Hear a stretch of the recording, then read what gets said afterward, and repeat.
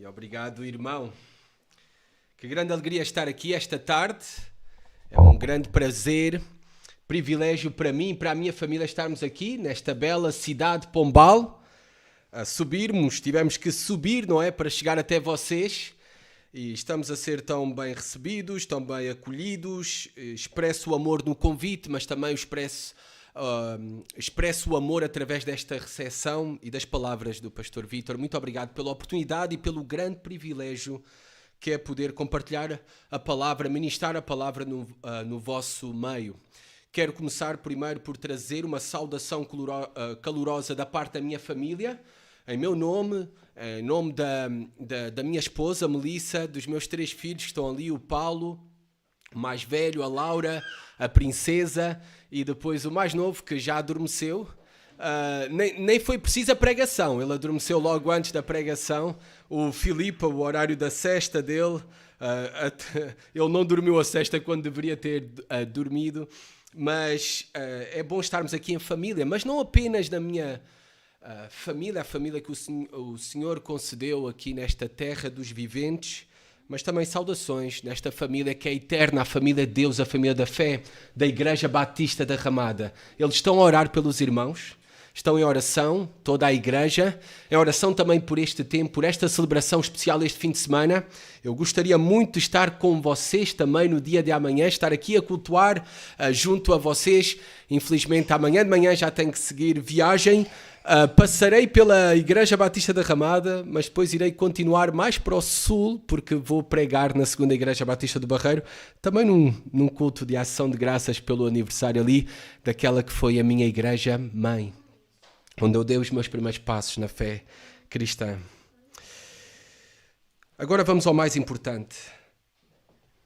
A ouvir a palavra de Deus e o Deus da palavra. Eu estou grato ao Senhor pelo testemunho da vossa fé. Não é apenas por estar aqui, porque é bom estar aqui na cidade de Pombal e bom conhecer novos amigos e irmãos e uma nova igreja, porque é a primeira vez realmente que eu estou a congregar-me com vocês. Isto é muito bom. Mas mais importante aí que eu dou graças ao Senhor é o testemunho da vossa fé. Tive a oportunidade, tal como todos estão aqui, de assistir ao vídeo. E de ver de algo que foi reforçado ao longo do vídeo nos testemunhos é que aqui se prega fielmente a palavra de Deus. E é isto que alegra o meu coração e dou graças ao Senhor. Porque aqui há uma igreja que é fiel ao Senhor da palavra, à pregação do Evangelho do nosso Senhor e Salvador Jesus Cristo durante 72 anos nesta cidade. E a glória não é para vocês. Glorificado seja o nome do nosso Senhor e Salvador Jesus Cristo, que tem realizado uma grande obra em vocês, no meio de vocês e através de vocês. E assim temos a promessa que continuará a ser, porque vocês são a igreja do Senhor e Ele prometeu edificar a sua igreja. Pensando e refletindo e orando no que iria transmitir a vocês da parte de Deus por meio da exposição da sua palavra, fui sempre conduzido a um texto. E este texto tinha a primazia sobre outros textos que eu estava a ponderar em oração. Um texto, desde que fiz a exposição na carta aos Efésios, já há algum tempo atrás, na nossa igreja, um texto que mexeu muito comigo. Eu posso dizer que ao longo de toda a exposição na carta aos Efésios foi o texto que tocou-me profundamente, confrontou-me sobre a minha vida espiritual, exortou-me em relação às minhas prioridades pessoais, às nossas prioridades familiares e também às nossas prioridades ministeriais como igreja. Na verdade, também, este texto transformou as minhas orações. As minhas orações agora passam pelo filtro deste texto. Em favor da igreja da qual eu pertenço, da qual eu sou membro, da qual eu tenho o privilégio de servir como pastor. E como tal, desde que eu recebi o convite para poder estar no vosso meio, considerando o mesmo em oração e pensando especificamente neste texto, e neste momento queria estar convosco, As minhas orações têm sido inspiradas por este mesmo texto. As minhas orações em vosso favor. O que tenho pedido a Deus, por vocês, amados irmãos, amada igreja, é o mesmo que o apóstolo Paulo pediu em oração pela igreja em Éfeso. E por isso podem ir abrindo as vossas Bíblias na carta aos Efésios, capítulo 3.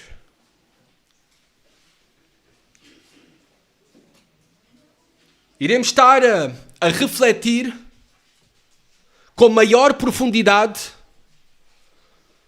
no versículo 14 até ao versículo 21, o qual é uma oração escrita. Temos várias orações ao longo de todas as Escrituras, Antigo Testamento, Novo Testamento, e aqui temos uma oração do apóstolo Paulo, e não é a única oração nesta carta aos Efésios, mas é uma oração muito importante, porque marca uma transição na carta aos Efésios. E eu espero que esta oração do apóstolo Paulo também transforme os vossos desejos, ou melhor, faça com que, de maneira mais intencional e profunda, os vossos desejos sejam mesmos que são expressos aqui pelo apóstolo Paulo. Que as vossas orações se multipliquem com esta mesma intenção, propósito e profundidade que o apóstolo Paulo reflete aqui nesta oração. E não só que a vossa ação, a ação desta igreja, obrigado, para os próximos anos até que o Senhor volte, na vontade do Senhor, ela possa buscar efetivamente estes propósitos que Paulo tinha e pede pela igreja em Éfeso. É muito importante pensarmos em orações. É muito importante estarmos a refletir sobre uma oração do apóstolo Paulo. Porque uma oração reflete o coração de um homem. Esta oração reflete o coração de um pastor, de um apóstolo, de um homem que amava profundamente o Senhor Jesus Cristo e a Igreja de Cristo. Por isso é muito importante nós também podermos, primeiramente, orar.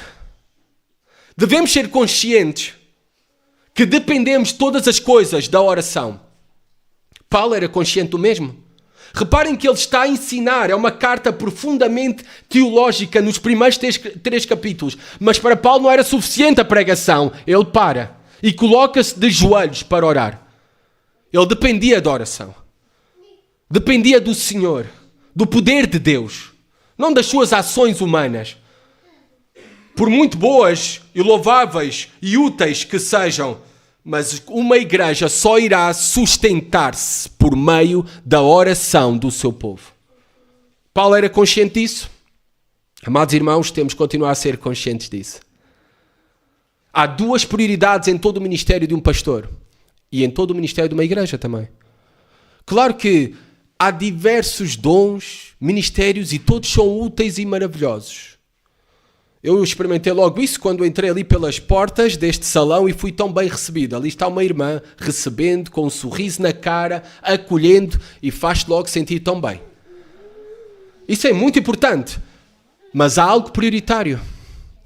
Vocês lembram-se de um texto em Atos 6? Os apóstolos elegeram homens, não é? Para poderem um serviço às mesas. Porquê? Qual foi a justificação? Não é porque era errado servir às mesas, atender as viúvas, as necessidades da igreja, mas a prioridade deles como apóstolos e pastores era a palavra de Deus, a exposição da palavra e a oração. A prioridade de toda a igreja deve ser a exposição da palavra como central na vida da igreja e também a oração. Porque isso mesmo vai refletir muito o que é uma igreja. Reparem, não apenas o uso do nosso tempo ou o uso do nosso dinheiro, mas também as nossas orações, como oramos, ou melhor, o que oramos, revelam as nossas prioridades como igreja. Revelam o coração de uma igreja. E por isso vamos passar pelo filtro e exemplo dos desejos, propósitos, da oração do apóstolo Paulo. Esta oração sublime a mais ousada em todas as Escrituras. Na verdade, eu devo dizer que é a minha favorita escrita em todas as Escrituras. Vamos ler a palavra de Deus, Efésios 3, versículo 14 a 21.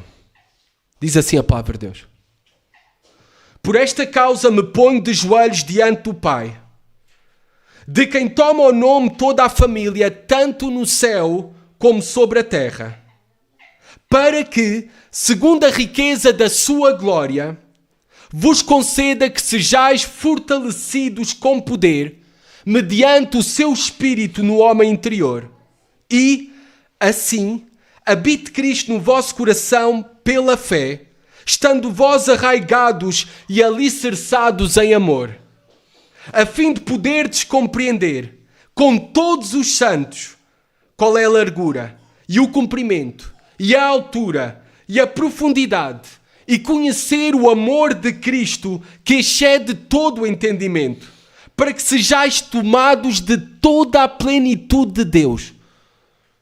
Ora, aquele que é poderoso para fazer infinitamente mais do que tudo quanto pedimos ou pensamos, conforme o seu poder que opera em nós. A Ele seja a glória, na Igreja e em Cristo Jesus, por todas as gerações, para todo sempre. Amém. Esta carta é uma obra-prima do apóstolo Paulo, apesar do seu tamanho. É uma carta pequena, são apenas 6 capítulos. Mas esta é uma lição para nós, que nenhum livro deve ser desprezado por conta do seu tamanho. Esta carta pode-se dividir facilmente em 2 partes. Os 3 primeiros capítulos e o capítulo 4 ao capítulo 6 contém aqui, nesta carta, uma riqueza profunda sobre as verdades mais fundamentais e ricas sobre a pessoa de Deus, sobre a pessoa de Jesus Cristo, sobre a pessoa do Espírito Santo, sobre a Trindade. E também a grande obra de redenção, a grande obra de salvação da Trindade, do Deus Pai, Deus Filho e Deus Espírito Santo. A grande obra em constituir de todos os povos, nações, línguas, etnias, um só povo e uma só família, a Igreja. Esta é uma carta sobre o que é, efetivamente, a Igreja. É uma carta também sobre o que é verdadeiramente a vida cristã. Não é apenas um conjunto de regras. Não é uma religião no sentido apenas de cumprimento de certos requisitos ou de forma de vestimenta, mas sim é vida. Vidas transformadas, na prática, em todas as áreas. É a aplicação, a história do Evangelho nas nossas vidas, naqueles que foram transformados por esta mesma mensagem. Transformados pelo poder do Evangelho, o poder de Jesus Cristo. Como nesta carta nós encontramos como deve ser a nossa prática na vida cristã. Como homens, como mulheres, como esposos, como esposas, como pais, como filhos, como servos, como senhores, tem tudo. Como até devemos enfrentar a guerra espiritual, termina assim o capítulo 6. E ali temos o famoso texto conhecido como a armadura de Deus nesta guerra espiritual. Chegamos aqui no momento crucial desta carta. Se os primeiros 3 capítulos são de doutrina, de teologia mais profunda, não quer dizer que no capítulo 4 a 6 não há, mas é a aplicação dessa mesma doutrina, desse ensino e da teologia. É a praxis da teologia, de uma vida transformada pelo Evangelho. Mas chegamos aqui e Paulo tem necessidade, depois de escrever sobre a história do Evangelho, o que é o Evangelho, a obra do Evangelho, os resultados do Evangelho, Paulo tem a necessidade de parar. Ele não aguenta mais. Ele já tinha feito isso no capítulo 1, uma oração. E agora, novamente, ele para orar. Ele coloca-se de joelhos para orar, louvando ao Senhor pelo poderoso Evangelho.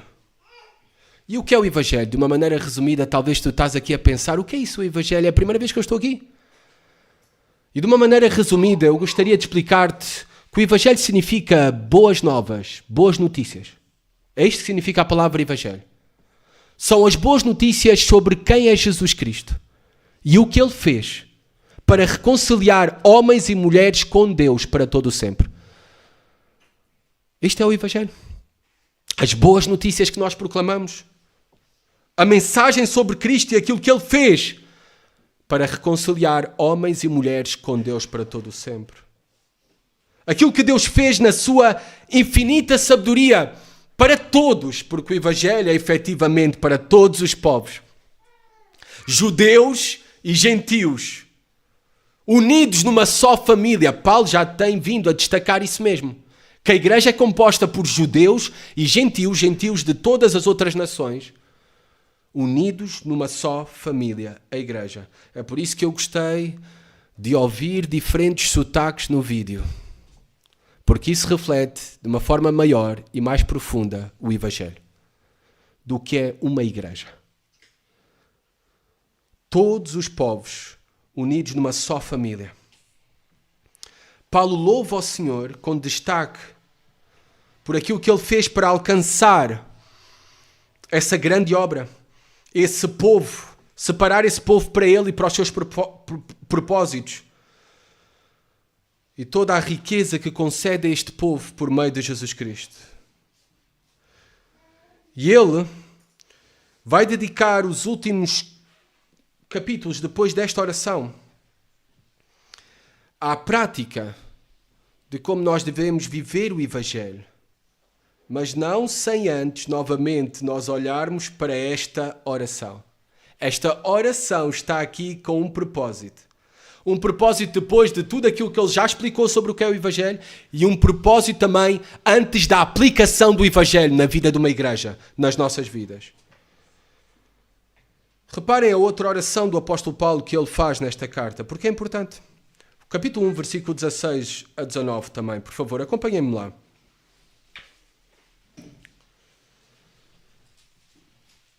Diz assim a palavra de Deus: não cesso de dar graças por vós, fazendo menção de vós nas minhas orações, para que o Deus do nosso Senhor Jesus Cristo, o Pai da Glória, vos conceda espírito de sabedoria e de revelação no pleno conhecimento dele.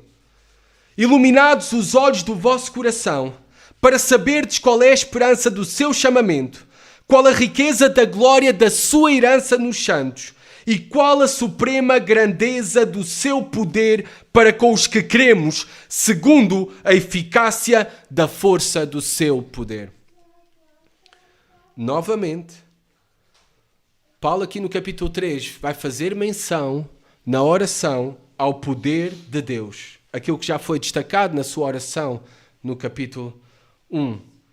Ele faz esta mesma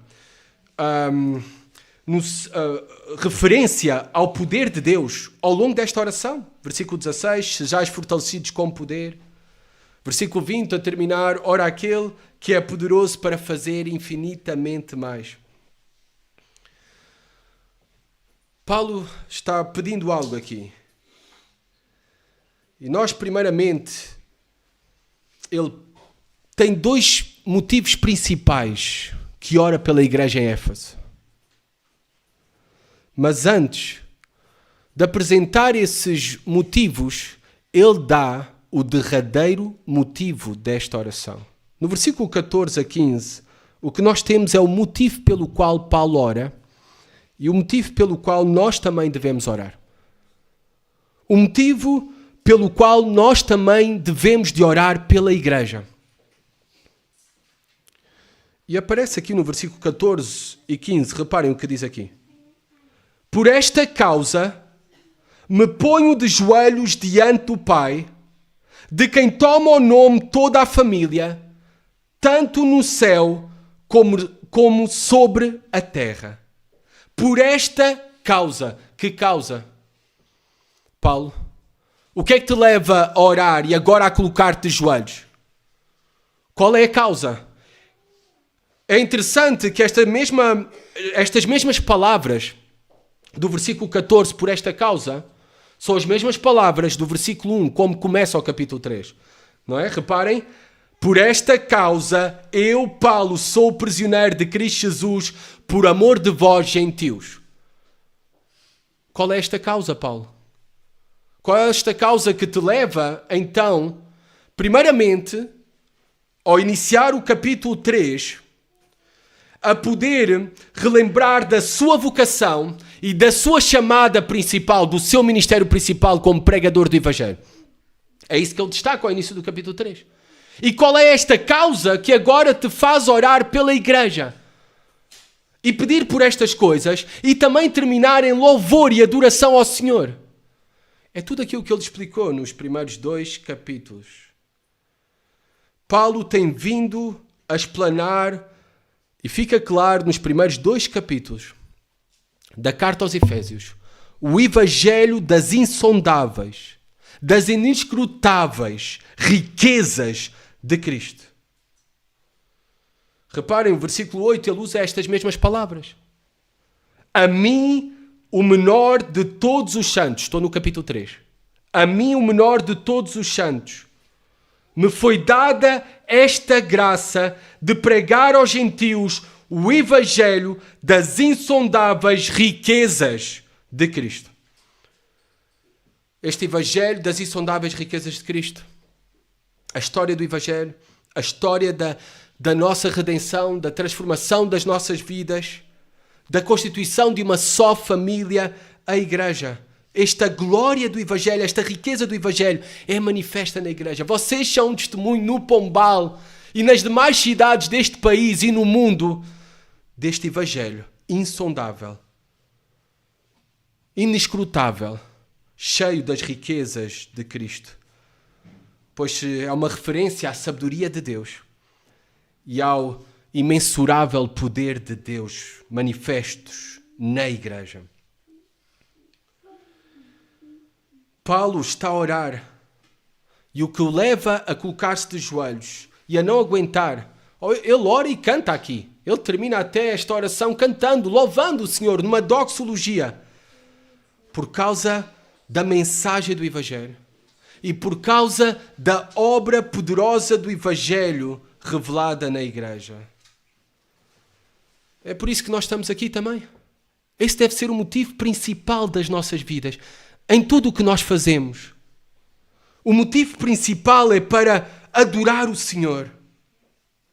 O motivo principal é fazer conhecido o Evangelho glorioso, as insondáveis riquezas de Jesus Cristo, que nós já temos provado e experimentado. Esse é o propósito. Não vai mudar agora daqui para a frente. Sempre foi esse o propósito da verdadeira igreja de Cristo aqui no Pombal e sempre será. O motivo principal, sabem porquê? Porque há muitas motivações na vida, diferentes, mas motivações vêm e vão. Mas nós devemos viver com um motivo principal. E esse motivo principal é a glória de Deus e glorificar a Deus e refletir essa sua glória da sabedoria e o poder através das nossas vidas, através da nossa comunidade, através da igreja. É incrível a igreja. É por isso que Paulo para aqui para orar pela igreja. Para dar graças ao Senhor pela igreja e interceder pela igreja. Porque é incrível esta obra insondável, rica, poderosa de Jesus Cristo. Porque nós tínhamos tudo para dar errado. Amados irmãos, vocês tinham tudo para dar errado. Mas aqui estão depois de 72 anos. A igreja tem tudo para dar errado. É culturas diferentes, é línguas diferentes, é opiniões diferentes, é gostos diferentes. Tem tudo para dar errado. Só dá certo e tem dado certo ao longo de 72 anos e assim será por causa da grande obra de Deus nas nossas vidas e através de nós. Por isso nós louvamos o Senhor. Por isso Paulo também louva ao Senhor, adora ao Senhor e se põe de joelhos. Me ponho de joelhos diante do Pai. Esta é a resposta, a única resposta possível diante do glorioso Evangelho. Diante da grande obra e perfeita de Cristo nas nossas vidas, na vida da vossa igreja, diante da pura graça de Deus para convosco, para conosco, diante deste soberano Salvador que nos escolheu antes da eternidade, diante do único e verdadeiro transcendente Deus, mas também presente Deus, que está conosco e habita em nós por meio do seu Espírito? A resposta é podermos cair rendidos aos seus pés. Aos seus pés. Paulo tem esta postura aqui, porque ele experimentou o Evangelho. Reparem, uma vida transformada, uma igreja verdadeiramente transformada pelo Evangelho, não é apenas uma igreja que tem palavras. Ela tem experimentado esse poder na sua própria vida, na sua própria comunidade. Paulo, ele próprio, não está apenas a falar ou reage assim por causa da igreja em Éfeso. Sim, também. Por causa daquilo que Deus fez de constituir na sua sabedoria, e era um mistério impensável. Os judeus odiavam os gentios, os tinham como cães, não os recebiam em casa. E agora olha para a igreja em Éfeso, estão juntos, comem juntos, vivem juntos, cantam juntos, adoram juntos. Paulo está incrivelmente impactado pela sabedoria, pela obra, pelo poder de Cristo. Mas Paulo também se lembra de quem ele era. Ele que odiava os cristãos. Ele que perseguia os mensageiros desta mensagem. Ele que foi cúmplice da morte de cristãos. Ele que foi um assassino do cristianismo. Agora é alguém que passou de perseguidor a um pregador desta mesma mensagem gloriosa do Evangelho de Cristo. Passou a estar em pé quando cristãos eram executados, a estar de joelhos diante daquele a quem perseguiu ferozmente. Amados irmãos, esse é o poder do Evangelho. Esse é o poder do Evangelho. O cristianismo não é apenas palavras. O cristianismo é poder. É poder. E eu contemplo e olho aqui esta igreja e ouço do vosso testemunho da fé e eu sei que é o poder de Deus nas vossas vidas através de vocês. É interessante aqui, deixem-me falar isso, não resisto. Não é o ponto central aqui do texto, eu sei, mas a atitude de Paulo de colocar-se de joelhos. A atitude de colocar-se de joelhos é uma resposta de profunda adoração ao Senhor. De profunda dependência em Deus diante do glorioso Evangelho. Amados irmãos, amada igreja, semelhante atitude nós devemos ter. Não quer dizer que sempre que oramos devemos colocar-nos de joelhos, não é isso que eu estou a dizer. Mas quando nós oramos com as nossas palavras, nós oramos com as nossas afeições, nós oramos com os nossos sentimentos e nós oramos também com o nosso corpo. Com o nosso corpo. Paulo ora diante daquele a quem ele chama Pai. Pai. Agora, eu tenho uma mensagem para ti. Talvez estás aqui a visitar pela primeira vez. Deus não é Pai de todos. Deus não é Pai de todos. Ele é Criador de todos. Mas Pai, adotado como Filho de Deus, receberes o título de Filho de Deus é só para aqueles que estão no Filho Jesus Cristo. E aqueles que estão no Filho, representados no Filho em Jesus Cristo, que confiam no Filho como seu Senhor e Salvador, a esses foi dado o poder de serem feitos filhos de Deus e de chamarem a Deus como Pai e de pertencerem à família de Deus. Quando nós estamos em Jesus Cristo e é unicamente por meio dele que nós podemos ser reconciliados com Deus, mas não somos apenas reconciliados com Deus, nós também somos reconciliados com um povo, o povo de Deus, a família de Deus. E por isso agora temos um Pai e temos uma família. Versículo 15, de quem toma o nome toda a família, tanto no céu como sobre a terra. Há aqui uma grande discussão entre os eruditos, e eu não sou. Qual é a melhor tradução? Toda a família inteira? Toda a família está-se a referir a todas as famílias da terra? Não se está a referir a todas as famílias da terra. Por causa de todo o contexto nós sabemos, porque não todos são adotados como filhos de Deus. mas sim está a falar desta família inteira que tem a Deus como Pai. E essa sim, família inteira, ela sim é composta de todos os povos, todas as línguas, todas as nações, todas as etnias. Isso sim é esta família inteira. A família de Deus. O Evangelho alcança a todos. E é para todos. E todos o devem de adorar a Deus como Pai. Todos aqueles que estão em Jesus Cristo. Mas reparem, diz aqui toda a família no singular. Não diz todas as famílias. Porque a igreja é apenas uma família. Uma família. Isto é algo maravilhoso. Uma família que tem o mesmo Pai. O mesmo Pai. Todos nós somos filhos. Todos estamos nivelados por igual. E todos temos um único Pai, Deus. Também menciona aqui tanto no céu como na terra. Agora pensem comigo, Paulo está no contexto, tem vindo a falar desta grande obra que alcançou judeus e gentios. Mas efetivamente, ele é o revelador, o mensageiro deste mistério. Era um mistério. A constituição de uma só família, de um povo, o povo de Deus, composto por judeus e gentios. E ele agora menciona esta família tanto no céu como na terra. Pensem comigo em todos aqueles judeus e gentios alcançados pela graça do Senhor Jesus Cristo. Aqueles que nos precederam, como aqueles que também são nossos contemporâneos. Todos temos um nome, o nome de toda a família é Filhos de Deus, esse é o nosso nome.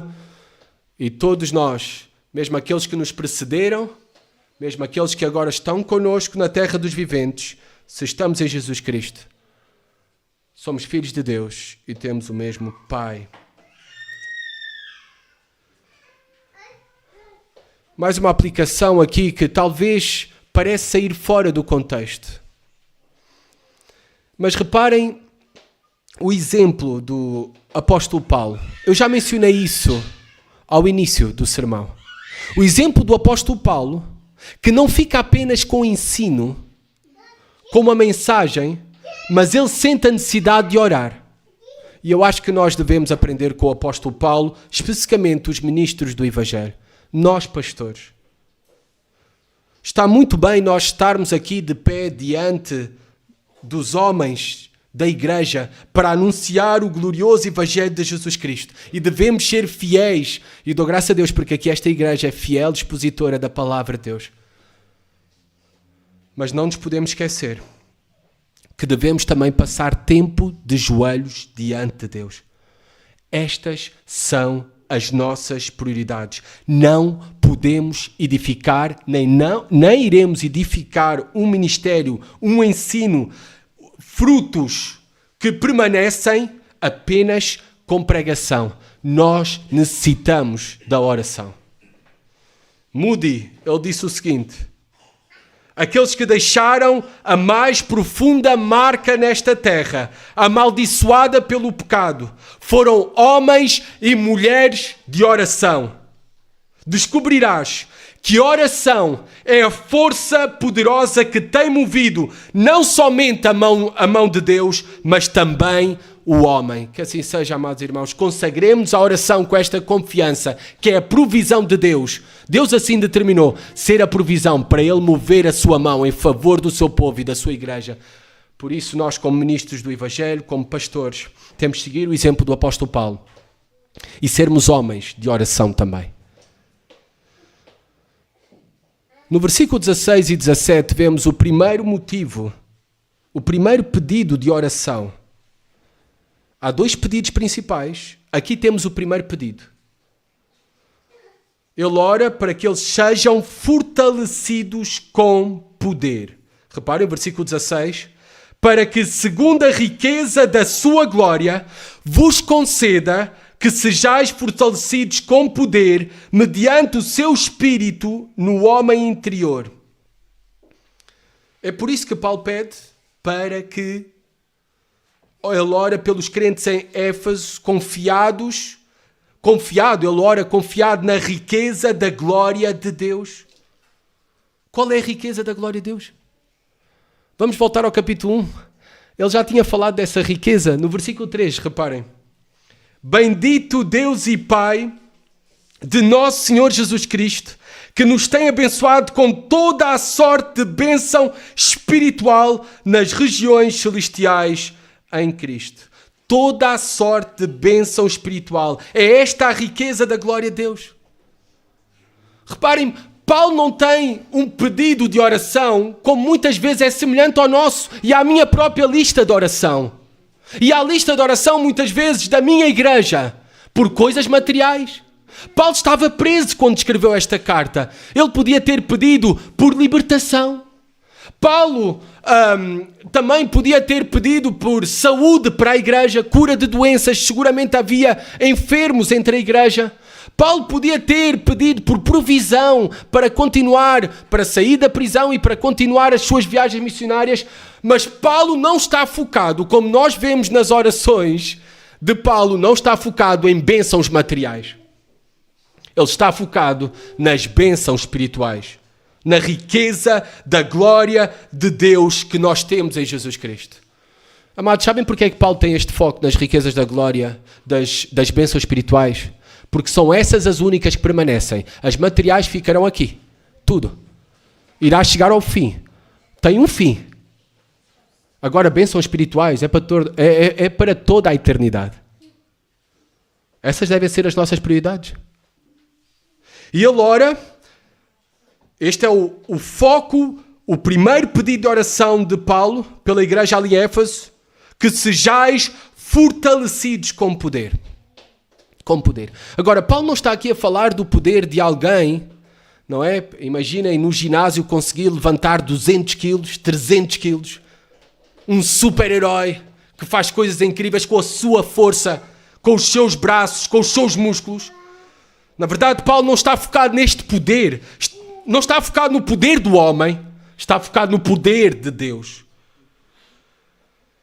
Nós sabemos até eu que ainda me considero jovem, mas nós sabemos que com o passar dos anos, por muito que nós nos esforcemos até a ter mais força física, o que acontece é o contrário. Eu estou com um problema nos 2 joelhos. Desgaste da cartilagem, ruptura do menisco de grau 2, é lesão de jogador, não é? Jogador da bola.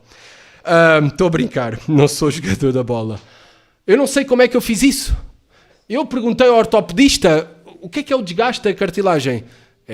E o médico, doutor, já pode ser da idade. O quê? Da idade já? O desgaste. Nós sabemos que iremos ter cada vez menos força física. Mas nós, como igreja, não dependemos da nossa força física, nós dependemos do poder de Deus. Por isso que oremos para sermos fortalecidos com poder até o último suspiro das nossas vidas.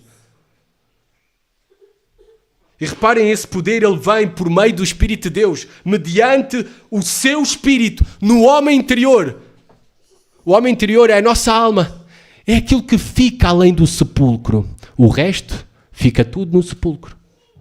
O nosso corpo físico, o nosso homem exterior, isto tudo fica. O homem interior, ele permanece para todo o sempre. Por isso Paulo roga pelo poder de Deus, a força do poder de Deus, por meio do seu Espírito, porque vem dele e é dele que dependemos de todas as coisas, no homem interior. Porque é aquilo que vai durar durante toda a eternidade. Não vale a pena rogar muito o homem exterior. O homem exterior está amaldiçoado pelo pecado. Por isso vamos envelhecendo, enfraquecendo, até virarmos pó. Essa é a nossa realidade. Reparem que este poder também é muito importante. Pensem comigo. Nós dizemos poder de Deus, mas não pensamos na profundidade daquilo que Paulo está a pedir. Este não é um poder qualquer. É um poder que nós vemos manifesto no Espírito de Cristo, no próprio Cristo. E Ele deixou-nos o seu Espírito, o Espírito Santo. É um poder que ressuscita mortos. É um poder que fez e faz homens covardes serem cheios de coragem e de cantarem até quando estavam a ser crucificados, martirizados, queimados vivos. É esse o poder de Cristo em nós. O poder que fez perseverar a igreja durante séculos e séculos e fará até que o Senhor volte. É esse o poder de Cristo em nós. O poder que garante a nossa salvação, que não podemos perder, porque não depende de nós. É esse o poder em nós. É esse, tudo isto e muito mais. Paulo pede por este poder, porque esta vida não é fácil. Nós vivemos numa realidade amaldiçoada. Amada igreja, nós vivemos numa realidade em que os nossos valores, a nossa fé, a nossa mensagem está a ser ameaçada, cancelada, perseguida. Mas nós não temos que temer. Nós apenas temos que rogar por mais poder. Por mais poder. Também, nós não devemos esperar o céu aqui. Na realidade, o que temos aqui na terra dos viventes é o mais semelhante ao inferno que iremos experimentar. Há muitos inimigos também dentro de nós e fora de nós. Poderosos são eles. Há ameaças mil à nossa fé. Mas, amados, o seu Espírito nos foi dado. O seu poder está à nossa disposição. Por isso, não temos que temer. Foi-nos dado algo maior do que aquilo que está no mundo. Maior que a nossa própria força.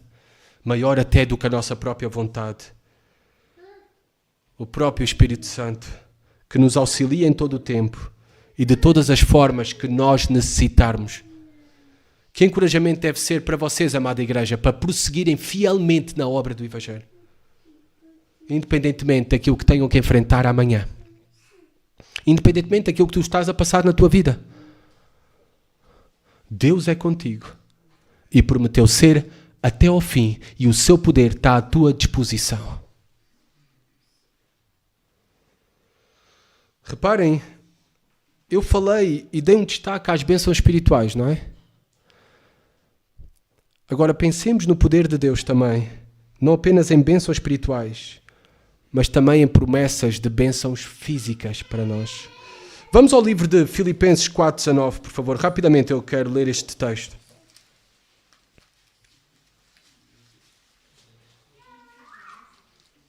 Filipenses 4:19. Paulo escreve esta carta e um dos propósitos dele escrever esta carta é agradecer pela oferta que recebeu por parte desta igreja. E ao finalizar a sua mensagem de gratidão àquela igreja, ele escreve o seguinte. Filipenses, capítulo 4, versículo 19. E o meu Deus,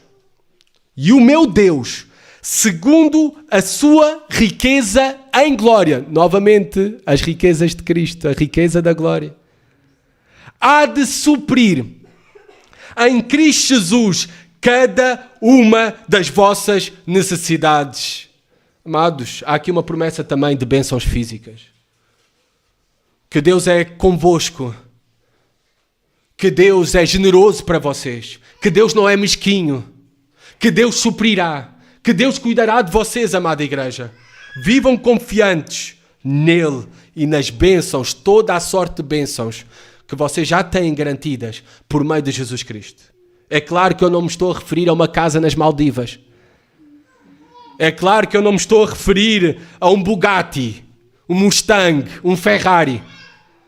Mas às necessidades que vocês tenham, verdadeiras necessidades, há a promessa que o Senhor cuidará de vocês e cuidará de vocês, amada igreja.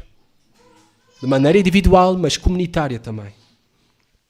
Voltando à nossa oração, continuando. E assim, Paulo também pede, fortalecidos com o poder, por meio do Espírito Santo, para que assim habite Cristo no vosso coração pela fé. Na verdade, uma melhor conjugação deste verbo não é habite Cristo, porque ele está a falar para uma igreja onde já Cristo habita. Uma melhor conjugação deste verbo, conforme o original no grego, seria habitando Cristo. Habitando Cristo em vocês, pela fé. O que Paulo está a pedir não é que Cristo habite, porque Ele já habita naqueles que são seus, naqueles que têm o Espírito de Cristo, mas que habite mais plenamente, profundamente, ser cheios do Espírito de Cristo, cheios do Espírito Santo. É esse o propósito. Habite Cristo no vosso coração pela fé.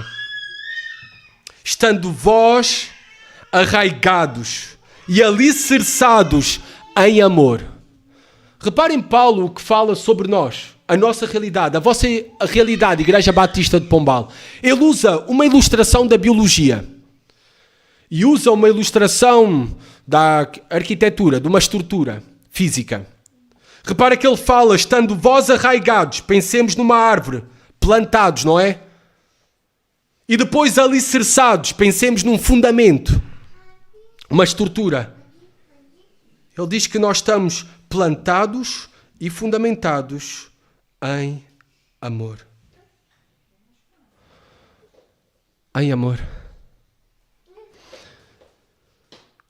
Para nós, a única coisa que faz verdadeiramente nós descansarmos, vivermos cheios de esperança e confiança, e também com a esperança que iremos continuar a crescer espiritualmente, numericamente também, é o amor de Deus por nós. É o amor de Deus pela sua igreja. É nele e no seu amor que estamos plantados. É nele e no seu amor que a nossa alma descansa, e unicamente nele, no seu amor, que nós podemos verdadeiramente descansar. Sabem, Paulo não fala unicamente que Deus é soberano, porque poderia ser um soberano mau, mas Ele é um soberano bom e cheio de amor para connosco. Reparem as suas palavras na carta de Romanos. Eu vou ler para vocês, não têm que abrir. Romanos 8, versículo 35 a 39.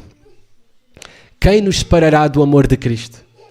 Será tribulação, ou angústia, ou perseguição, ou fome, ou nudez, ou perigo, ou espada, como está escrito: por amor de ti enfrentamos a morte todos os dias. Somos considerados como ovelhas destinadas ao matadouro. Mas em todas estas coisas somos mais que vencedores por meio de aquele que nos amou. Pois estou convencido que nem a morte, nem a vida, nem anjos, nem demónios, nem o presente, nem o futuro, nem quaisquer poderes, nem altura, nem profundidade, nem qualquer outra coisa na criação será capaz de nos separar do amor de Deus que está em Cristo Jesus, nosso Senhor. Louvado seja o nosso Senhor, e que esta seja a nossa maior confiança e esperança para todo o sempre. O segundo pedido, versículo 18 e 19. O segundo pedido de oração é para que eles possam compreender e conhecer de uma maneira profunda mais este amor, o amor de Cristo. Repare o versículo 18 e 19. A fim de poderes compreender com todos os santos qual é a largura e o comprimento e a altura e a profundidade, e conhecer o amor de Cristo que excede todo o entendimento, para que sejais tomados de toda a plenitude de Deus. Paulo agora pede a fim de que compreendam. Nós temos necessidade de compreender esse amor. Nós temos necessidade de pregar às nossas próprias almas esse amor constantemente, este amor refletido no Evangelho. Nós somos muito mais amados como povo de Deus, como Igreja de Cristo. Nós somos muito mais amados do que imaginamos. E é bom, saudável e necessário que possamos crescer na compreensão e no conhecimento, por experiência, não apenas de palavra. É isto que Paulo está a apelar. Não é apenas compreensão, ele fala também de conhecimento, porque se refere à experiência deste sublime amor em toda a sua dimensão, em toda a sua profundidade. Repare, ele menciona aqui esta ilustração novamente, largura e comprimento, altura e profundidade. Agora, há tantas interpretações que tu ficas perdido se vais aos comentaristas. E eu li vários comentários sobre isto e ficas perdido. Cada um tem uma sua posição e interpretação. E há umas que são boas interpretações, pode ser que sim. Mas eu penso que, seguindo a lógica do contexto em que estamos no texto, ele deu-nos uma ilustração ao princípio. Ele falou que estamos plantados, não é? E também ele disse que estamos arraigados. Ele falou isto. Arraigados, desculpem, plantados, arraigados e alicerçados, no versículo 17. E eu creio que aqui Paulo está a desenvolver esta ideia. Na largura e comprimento, Paulo está a falar de um fundamento. Quando tu tens um fundamento, tu não podes ir mais fundo que o fundamento. Não dá. Dá para largura e comprimento ir expandindo. Quando, por exemplo, tu pensas na altura e profundidade, pensa numa árvore que está plantada, arraigada. Ela pode continuar para baixo, as raízes profundas, e vai continuar a crescer. Eu creio que Paulo está a desenvolver esta mesma ideia de crescimento, de expansão, em todas as suas dimensões. Também de estar arraigado, firme nesse amor, de uma maneira mais profunda. Não apenas por conhecimento intelectual, mas por experiência de vida, por conhecimento. Esse amor que Paulo diz que excede todo o entendimento. Excede todo o entendimento. Sabem porquê? Porque nunca iremos poder conhecê-lo exaustivamente. Nunca. Excede todo o entendimento. Sabem porquê? Porque o seu amor é infinito. Quando nós pensarmos na eternidade, tiver passado 1 milhão de anos, nós pensarmos, já conhecemos todo o amor de Deus, por experiência. Deus virá até nós, na eternidade. Vem aqui, eu tenho muito mais para que tu conheças. Esse amor que excede todo o entendimento. E por isso Paulo ora que no conhecer este amor, no compreender cada vez mais profundo e no conhecer este amor, sejamos tomados de toda a plenitude de Deus. Versículo 19.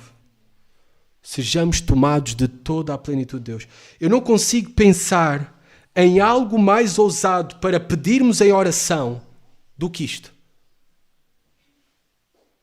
Eu também não consigo pensar num pedido melhor que vocês como igreja devem suplicar a Deus.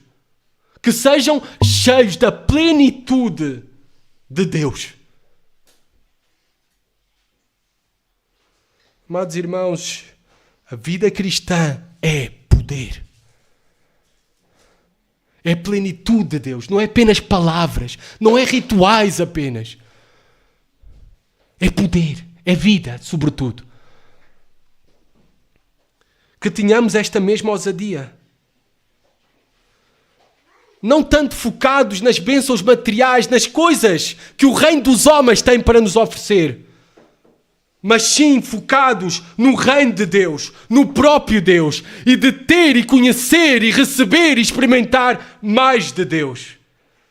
E eu fico comparando as minhas listas de orações com este pedido do apóstolo Paulo, por toda a plenitude de Deus.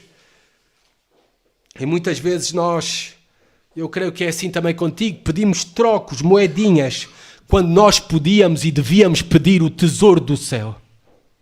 Nos contentamos com migalhas, quando podíamos ter abundantemente o pão da vida nas nossas vidas. Corremos atrás do temporal, quando podíamos experimentar e provar o eterno todos os dias. A plenitude de Deus é sem dúvida uma referência a Jesus Cristo. Em Colossenses 1:9 diz: porquanto foi do agrado de Deus que nele, em Cristo Jesus, habitasse toda a plenitude. Amados irmãos, que esse seja o desejo das nossas almas, o maior desejo das nossas almas. O maior desejo da vossa igreja seja isto. Supliquem a Deus, busquem toda a plenitude de Deus. Peçam, não se conformem, não se contentem com o que têm agora, mas peçam por mais. Porque o nosso Deus tem infinitamente mais para vocês experimentarem, provarem, desfrutarem. Paul Washer, ele certa vez disse o seguinte, e eu gravei as suas palavras: eu choro, as minhas lágrimas, não é porque eu não tenho coisas materiais. Eu choro porque não sou mais parecido com Cristo. Ele quer mais da plenitude de Deus. Ele quer mais da vida de Deus nele. E que esta possa ser também o grande desejo e o principal dos nossos corações e da vida desta igreja.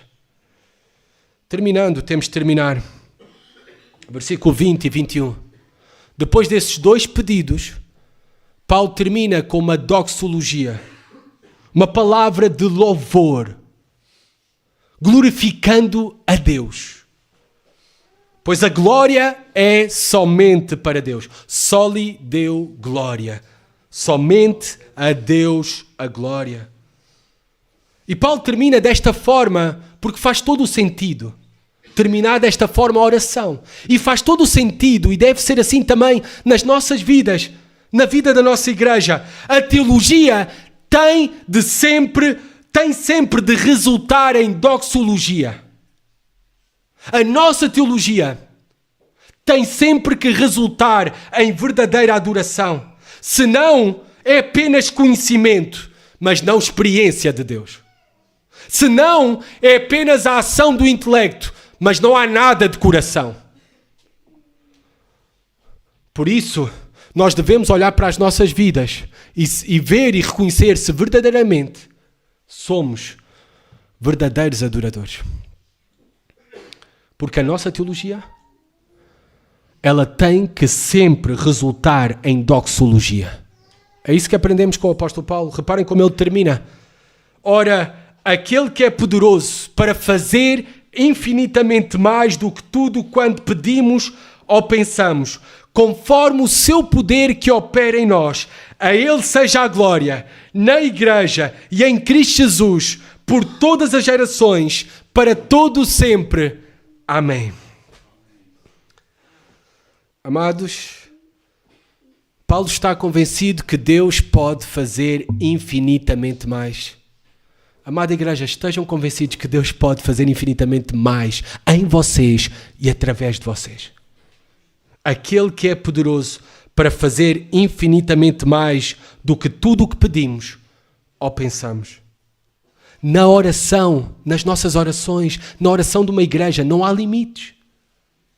Não há limites. Porque Deus não tem limitações. E para Deus não há nada impossível.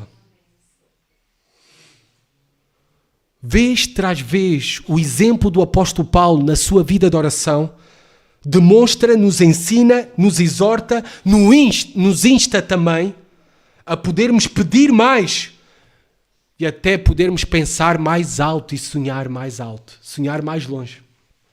Esta é uma realidade para a tua vida e para a vida da tua igreja, desta igreja. Se tu és como eu vejo aqui, comparando a fé do apóstolo Paulo, eu vejo muitas vezes que a minha fé é tão pequena. Eu sou um homem de uma fé tão pequena, tão pequena. E muitas vezes nós conduzimos as nossas vidas de acordo ao tamanho da nossa fé tão pequena. E muitas vezes homens, pastores, ministros do Evangelho, conduzem as suas igrejas de acordo a uma fé tão pequena. Nós queremos pequeno, pedimos pequeno e fazemos pouco. O apóstolo Paulo nos insta a poder crer em muito, em pedir muito e esperar muito. Nos insta também a fazer muito. A fazer muito no pedir, no buscar. William Carey, este famoso missionário antigo, ele disse o seguinte: Faz grandes coisas para Deus e espera grandes coisas de Deus. Faz grandes coisas para Deus e espera grandes coisas de Deus. Sejamos mais ousados. Este é um reto para a minha própria vida, para o meu próprio ministério, para a minha própria igreja. Sejamos mais ousados como igreja, olhando para o futuro, amados irmãos, a fazer muito mais e melhor, a pedir muito mais e maior na obra do Evangelho e para a obra do Evangelho nesta cidade. E podem fazê-lo com confiança, porque Ele pode fazer infinitamente mais, conforme o seu poder que opera em nós. E o seu poder é infinito. O seu poder é infinito. Por isso Paulo termina nesse Deus que é poderoso para fazer infinitamente mais, nesse Deus onde estamos alicerçados, arraigados, plantados no seu amor. Paulo termina: a Ele e somente a Ele seja a glória, na igreja e em Cristo. Reparem aqui que Deus é glorificado em Jesus Cristo, o seu Filho, mas é glorificado também na igreja. Amados irmãos, há uma coisa que eu tenho a certeza. A igreja, apesar de não vos conhecer com intimidade, mas a Igreja Batista do Pombal reflete a glória de Deus e glorifica a Deus. E não há maior motivação para existir do que essa, para estarem juntos do que essa, para continuarem a prosseguirem juntos do que essa, refletir a glória de Deus e glorificar a Deus. E convidar outros a juntarem-se a vocês. Eu termino com apenas umas breves aplicações finais depois de tudo o que nós vimos. Primeiro, para aqueles que estão aqui talvez pela primeira vez, que ainda não creram em Jesus Cristo como seu Senhor e seu Salvador. Que estão aqui porque alguém convidou, ou por curiosidade, vieste aqui pela primeira vez. Há uma mensagem importante em toda a Bíblia e uma advertência urgente. Deus é o Criador de todas as coisas, mas para Deus se tornar o teu Pai, somente é possível se tu te arrependeres dos teus pecados e creres em Jesus Cristo como teu Senhor e Salvador. E estares arraigado no amor de Deus e seres adotado assim como filho de Deus para todo sempre.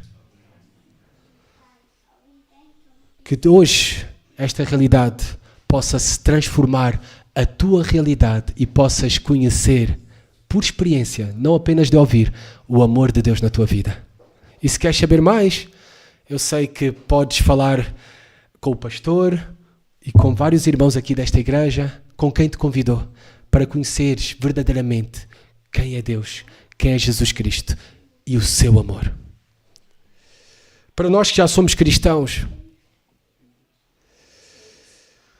pensando nesta oração do apóstolo Paulo ao finalizar, às vezes nós oramos por tantas coisas, não é? Oramos por tantas coisas, só não oramos pelas mais importantes. Oramos por tantas coisas, mas muitas vezes não oramos pelas mais importantes. Amados irmãos, que as nossas orações sejam transformadas e que possamos a passar a orar pelas coisas mais importantes, por estas mesmas, de pedir o poder de Deus, de compreender e conhecer mais profundamente o amor de Deus, para a glória de Deus. Este é o maior e melhor privilégio que nós temos como cristãos. É o nosso relacionamento com Deus, a nossa comunhão com Jesus Cristo. Mas muitas vezes, no dia a dia, desfrutamos tão pouco da mesma, porque nos estamos contentando muitas vezes com a mediocridade, com migalhas nas nossas vidas, no nosso cristianismo, com gotas, quando podíamos comer fartamente do pão da vida, quando podíamos beber e saciar as nossas almas abundantemente da plenitude de Deus, Não apenas no domingo, no dia do Senhor, mas a cada dia das nossas vidas. Andar com Cristo é a nossa maior recompensa. É a maior recompensa do justo. É o maior prazer do justo. É o maior tesouro do justo. É a maior bênção do justo. Que possamos buscar andar mais com Ele e de maneira mais profunda. Porque Deus pode fazer infinitamente mais. Por meio de Jesus Cristo, em nós, nesta igreja, através desta igreja. Por isso, não nos contentemos com pouco. E que possamos pedir mais, confiados no seu grande amor para conosco e confiados também no seu poder. Esse poder que está à nossa disposição e que nós podemos pedir e até pensar e sonhar e ter a certeza que Deus pode fazer infinitamente mais por nós, por vocês, amada igreja. Vamos orar, pedindo isto mesmo agora. Antes de orar, eu não resisto a contar esta história.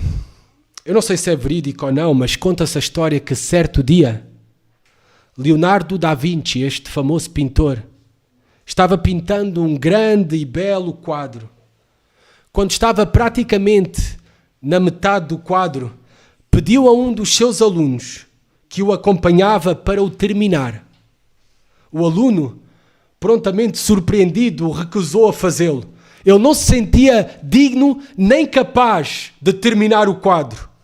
Leonardo da Vinci então virou-se para ele e disse: o que eu fiz por ti, o que eu fiz contigo, o que eu fiz neste quadro, não te motiva a dar o teu melhor para o terminar? Não te motiva a dar o teu melhor? Amados irmãos, que estejamos motivados e confiantes em pedir mais, em fazer mais e em esperar mais, confiantes por tudo aquilo que Ele já fez, Senhor, obrigado pela Tua palavra.